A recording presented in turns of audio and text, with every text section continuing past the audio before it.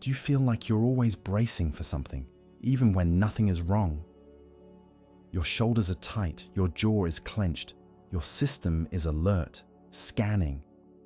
This is one of the clearest signs your nervous system is stuck in survival mode. And in this video, I'll show you 3 signs you're operating from survival mode, and how trust begins to return, not by trying harder, but by feeling safe again. Have you ever noticed how exhausted you get, not from life itself, but from trying to manage it? From staying alert, from anticipating problems, from constantly adjusting yourself to what might go wrong. Most people don't realize this, but that constant effort is actually training your nervous system to stay stuck. No matter how much you work on yourself, not because you're broken, but because your body learned this to survive. It's like paddling non-stop in rough water, arms burning, chest tight, believing that if you just try harder, you'll finally feel calm. But the ocean doesn't work that way, and neither does your inner world. By the end of this video, you'll know how to tell when your body is locked in survival mode, and how trust begins to return, not through force, but through safety. Let's slow this down for a moment, together. Imagine a surfer entering the water. They don't muscle the wave into submission. They don't argue with the tide. They wait, and they feel. They read the energy beneath the surface, and when the moment is right, they move with it, not against it. Yet most of us live like we're trying to outswim the ocean. We tighten our grip on outcomes. We plan, analyze, brace, push. We tell ourselves that control equals safety, that effort equals progress, and that if we stop paddling, even for a moment, we'll sink. But here's a quiet truth no one really teaches us. Constant effort is not the same thing as intelligent movement. Control isn't the problem, it's the signal. There's a kind of wisdom that only shows up when you stop thrashing and start listening. There are 3 ways to tell when control has taken over. 1 in the body, 1 in how you react, and 1 in how you relate to uncertainty.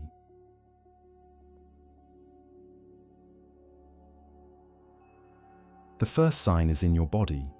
When you're fighting the water, your body goes rigid, your breath shortens, your vision narrows to survival, your nervous system shifts into protective mode. But when you let yourself float, even briefly, everything changes. Your breath deepens, your muscles relax, and your awareness widens. You begin to feel the water holding you instead of threatening you. This shift isn't philosophical, it's physiological. And this is where safety comes in. Here's the part most people miss. The difference between fighting the current and riding it isn't willpower, and it isn't positive thinking. It isn't trusting more. It's safety. Your nervous system only lets go of control when it senses that it's safe enough to do so. And this isn't something you have to earn later. It's something you can experience right now. So, let's try something simple. Just 5 seconds. Don't change anything. Just notice where your body is right now.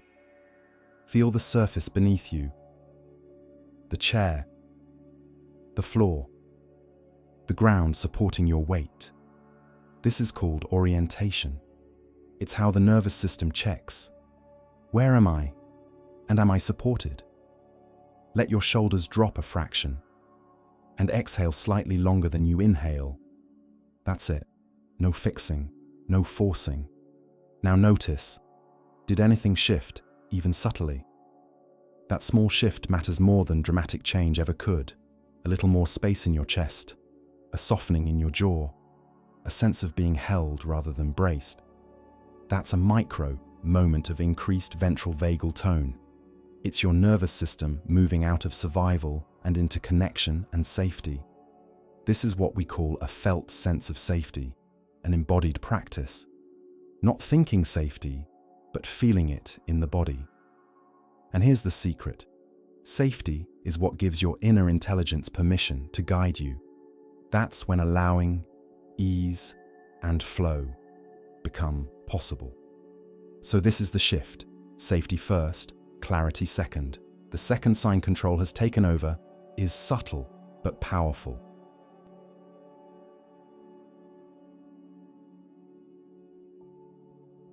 When the body feels unsafe, control feels necessary. But when the body feels even a little safer, intelligence returns, timing returns, and importantly, choice returns. This isn't giving up. It's learning how to navigate. Think about the ocean again. The ocean is powerful, yes, but it's also a system. Currents have direction. Tides have timing. And when you understand how to work with them, they carry you farther with less effort than force ever could. What if your life works the same way? What if clarity doesn't come from trying harder, but from learning when to paddle and when to ride? This is how you begin developing an inner compass, a felt sense that knows when to act and when to wait, when to speak and when to listen, when to push and when to allow. Think about the last time something truly aligned in your life, something that felt right, effortless, almost inevitable. Chances are, it didn't come from forcing. It most likely came from presence, from an openness, and a spaciousness. This isn't about becoming passive or giving up on your dreams. It's about understanding the difference between desperate action and inspired action. Desperation comes from fear, from scarcity, from the belief that if you don't make it happen, it won't happen at all. You can feel desperation in the body, tight shoulders, shallow breath, racing thoughts. Inspiration feels different. It comes from trust, from abundance, from knowing you're part of something larger than your individual will. Here's the paradox. The very act of trying to control everything is often a sign that you don't feel safe. If you truly trusted your worth, if you truly trusted life, would you need to micromanage every detail? Force every door open? Prove yourself constantly? True confidence doesn't rush. Abundance doesn't grasp. Trust doesn't chase. And when you begin operating from this place, life starts meeting you differently. Not because you manipulated outcomes, but because you aligned with flow instead of resistance. Let me be clear about what this looks like practically. This is not about sitting back and hoping the universe does the work. This is about aligned action. When you're aligned, you still move towards your goals, but your actions feel energizing rather than draining. You take steps, but you're not attached to how they unfold. This detachment isn't indifference, it's freedom. It's knowing your worth exists independent of results, timelines, or approval. When you create this internal safety, something beautiful happens.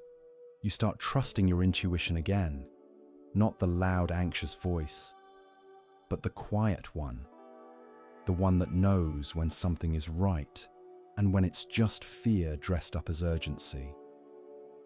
This is discernment.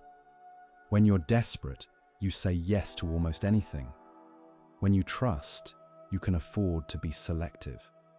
Not from arrogance, but from self-respect. You stop accepting crumbs because you trust the full meal will come. Here's the third sign control has taken over. It is often the hardest to notice because it feels normal. You're at war with uncertainty.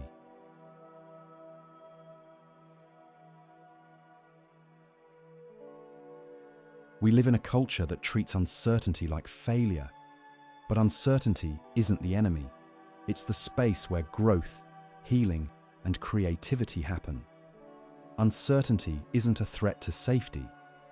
It's where safety gets tested and strengthened. When you stop trying to eliminate the unknown, you reclaim your presence. And presence is where your real power lives. Trust becomes less about believing in a specific outcome and more about believing in your ability to meet whatever arises. That kind of trust is unshakable because it doesn't depend on life going according to plan. So if you're exhausted from trying so hard, if you feel stuck despite all your effort, if something in you is ready for a different way, start small. Choose one place where you can soften your grip. Notice what happens when you move from forcing to allowing. This isn't about lowering your standards, it's about upgrading your approach. The peace you're looking for isn't waiting on the other side of achievement. It's available right now. In the moment, your body feels safe enough to trust. If you're here, listening, reflecting, you're already doing the work. Even small shifts matter more than you realize. Stay curious, stay open, and join me in the next video as we continue learning how to move forward with more ease and trust.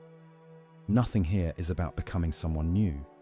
It's about remembering what your system already knows. If you're noticing even a small softening or maybe a spark in you right now, that's your nervous system responding.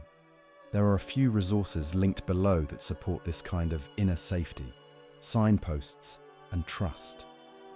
Nothing to fix, nothing to rush, just tools you can explore if you want to continue this work in your own time.